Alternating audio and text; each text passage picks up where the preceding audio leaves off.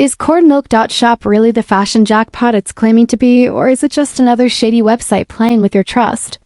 With flashy 2025 clearance ads showing men's and women's jackets, supposedly worth €155 being sold for just €22.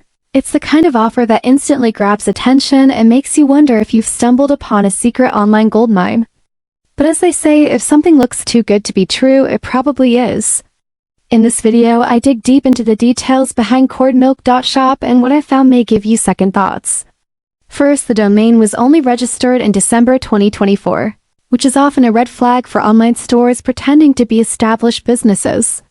Then there are the massive discounts, 80 to 90% off on nearly everything, which rarely happen on genuine, high-quality products unless there's something fishy going on. I also noticed that many of the product images used on their website seem to be taken from other well-known fashion retailers, which could indicate they don't actually own the stock they're advertising.